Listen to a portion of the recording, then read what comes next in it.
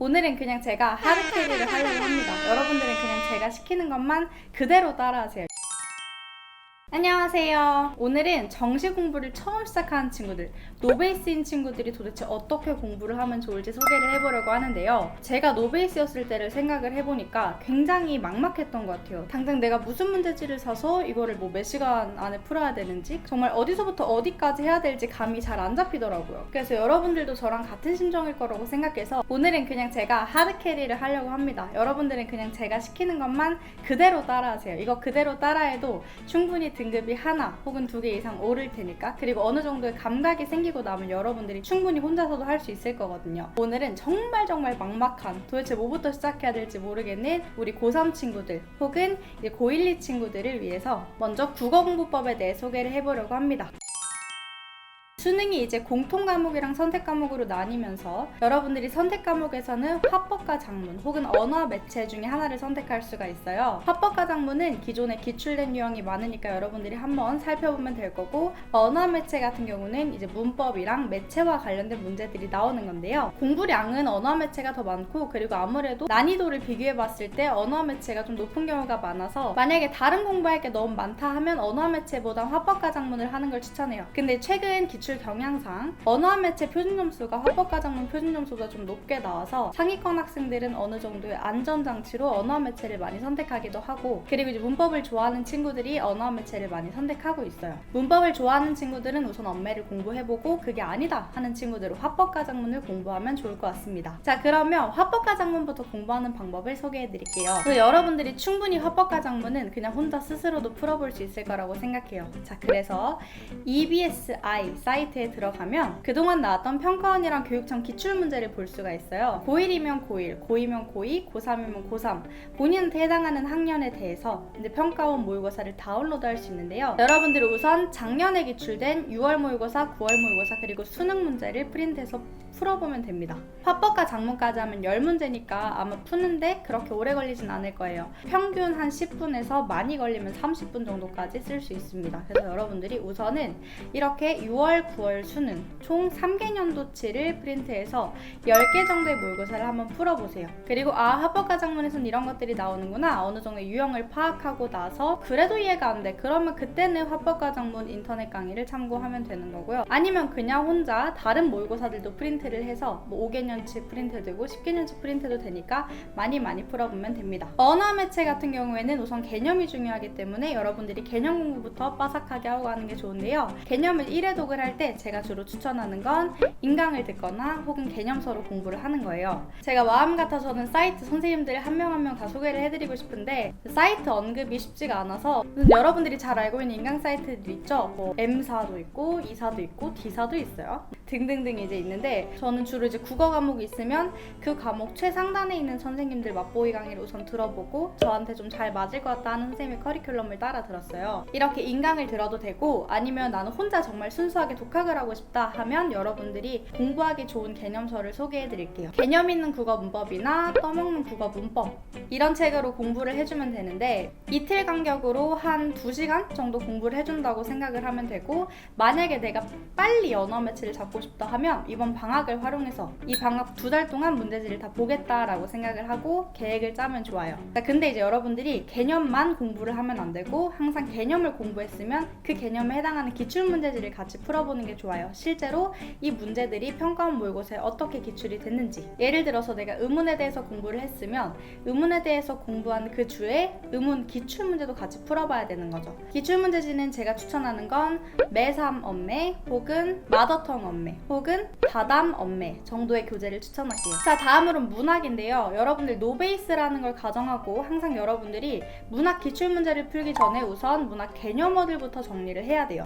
뭐 수미상관이 뭔지 모르고 반어법이 뭔지 모르고 하면 기출 문제를 풀 수가 없거든요. 그래서 우선은 여러분들에게 가장 추천하고 싶은 건 EBS 무료 강의로 나오는 개념의 나비 효과예요. 교재도 되게 정리가 잘 되어 있어서 저도 그 교재를 굉장히 좋아하는데, 특히 문학 파트에서 시랑 소설에 관한 개념은 보면 좋은 것들이 많아서 꼭 참고해봤으면 좋겠습니다. 근데 만약에 난 인강 듣기 싫다 그러면 여러분들이 문학 개념서를 볼 수 있는데요. 제가 추천하는 건 문학 개념어와 논리적 해석 혹은 문학 개념어 몽땅 벗기기 이런 책들이에요. 지금 여러분들에게 소개해드리는 책은 저랑 전혀 이해관계가 없는 정말 순수하게 제가 추천하는 책들이니까 믿고 한번 구매해보셔도 됩니다. 그리고 사실 바로 문학 작품을 풀기보다는 어차피 내신 대비도 할 겸 그냥 문학 작품 분석을 하는 연습을 먼저 해주는 게 전 더 좋다고 생각을 하는데, 해법 문학 시리즈에 보면 고전이랑 현대 그리고 시랑 소설별로 여러분들이 다양한 문학 작품을 분석하고 문제를 풀 수 있도록 구성이 되어 있어요. 그래서 여러분들이 만약에 시간적인 여유가 된다고 하면 그런 책들을 구매해서 한번 풀어봐도 좋을 것 같아요. 그리고 제가 이전에 영상에 올렸던 문학공부법을 참고해서 같이 공부를 해도 도움이 많이 될 것 같습니다. 만약에 이렇게 개념서를 한 권씩 봤다 하면 그때부터 기출문제를 풀어도 좋은데, 마찬가지로 문학도 매3 문학 아니면 마더텅 문학 이렇게 기출문제집 형태로 나와 있는 문제를 사서 같이 풀어보는 게 좋아요. 여러분들이 왜냐면 어쨌든 수능을 준비할 사람들이기 때문에 수능에서 어떤 식으로 문제가 출제되는지를 알아야 되거든요. 저는 이제 문제지를 선택하는 기준이 해설지였어요. 해설지가 잘 돼 있는 교재를 좋아하는데 제가 이렇게 추천해드리는 책들은 비교적 해설지가 잘 되어 있는 편입니다. 그리고 비문학인데 여러분들이 처음 공부할 때 비문학 공부하는 것도 굉장히 어려울 거예요. 분명히 한국어로 되어 있는 글인데 어떻게 읽는지를 모르겠어. 그래서 기본적인 독해 방법에 대해서 공부를 하는 것도 저는 나쁘지 않다고 봐요. 특히나 고등학교 1학년이나 2학년 친구들은 아직 글이 어떤 구조로 짜였는지 잘 모르기 때문에 이런 글 구조 독해와 관련한 책을 읽어도 괜찮을 것 같아요. 제가 추천을 하는 거는 나쁜 국어 독해 기술이나 아니면 국어의 기술 제로 같은 책입니다. 제가 사실 그 책을 그렇게 많이 본 건 아닌데 나름 부분적으로라도 참고할 만한 것들이 있더라고요. 그렇게 일단은 독해법에 대해서 공부를 하고 여러분들이 마찬가지로 기출문제지를 한 권 사서 직접 풀어보는 연습을 하는 게 좋을 것 같아요. 마찬가지로 매3비나 마더텅 독서 문제 같은 기출문제지 있죠. 이걸로 하루에 적어도 한 두세 지문 정도는 풀어보는 연습을 최소 3주 이상은 해주는 게 좋아요. 그리고 만약에 푸는데 좀 어렵다, 처음 공부할 때 어떻게 접근할지 모르겠다 하면 저희 비문학 영상도 도움이 많이 될 테니까 한번 참고해 보시고요. 처음에는 시간을 구애받지 말고 우선은 최대한 근거를 찾을 때까지 글을 반복적으로 읽어보는 게 중요해요. 여러분들이 기본적으로 어쨌든 내용을 어느 정도는 이해하고 그리고 독해력을 올려야지 나중에 고난도 문제들까지 접근을 할 수 있으니까 너무 해설지에만 의존하려고 하지 말고 여러분들이 정말 찾을 때까지 글을 이해하고 분석해보는 게 굉장히 중요합니다. 만약에 내가 30분을 넘게 고민했는데 답이 안 보인다? 그럼 그럴 때 해설지를 참고하고 어디서 근거를 찾을 수 있는지 한번 꼼꼼하게 분석을 해보세요. 비문학을 매일 꾸준히 풀면 좋긴 하지만 만약에 시간 관계상 내가 비문학을 매일 할 수가 없다. 그런 친구들을 위해서 국어 시간 분배하는 팁을 좀 알려드릴 건데요. 이거는 사람마다 좀 달라요. 내가 문학이 약하면 문학을 더 해야 되고 비문학이 약하면 비문학을 더 해야 되는데, 근데 이제 평균적으로 봤을 때 우리가 일주일에 7일이잖아요. 그러면 여기서 이틀은 선택 과목, 합법과 작문이나 언어 매체를 하면 되고 이틀은 문학, 그리고 3일은 비문학 정도에 투자를 해주면 되고 하루에 국어 공부 시간은 한 2시간에서 3시간으로 잡으면 좋습니다. 근데 아까도 말했지만 예를 들어 내가 이번 방학 때 좀 올인하고 싶은 부분이 있다. 언어 매체라든지 문학이라든지 뭔가 올인하고 싶은 게 있다 하면 그 부분을 조금 더 늘려도 돼요. 다른 과목을 좀 줄이더라도 예를 들어 난 엄매를 매일 하겠다 이런 식으로 계획을 짜도 됩니다. 만약에 계획 짜다가 어려운 거 있으면 저한테 물어보세요. 그리고 고1, 2 친구들 같은 경우는 바로 고3 문제를 푸는 게 좀 어려울 수도 있잖아요. 그래서 고1, 2 전용으로 나온 기출문제를 풀어보는 것도 좋아요.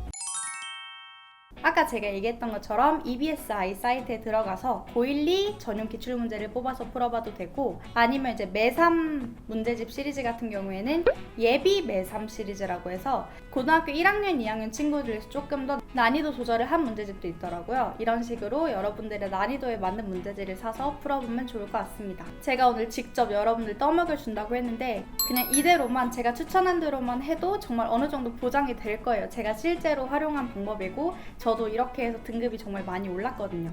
그리고 만약에 여러분들이 다른 과목에 대해서도 이렇게 노베이스 공부법을 찍어주길 원하면 그 영상도 찍어볼게요. 이제 방학이고 막 정시 공부하는 친구들 많을 텐데 노베이스 처음 공부한 친구들 도움이 많이 되었으면 좋겠습니다. 도움이 되었다면 구독과 좋아요도 부탁드려요. 다음에 만나요. 안녕.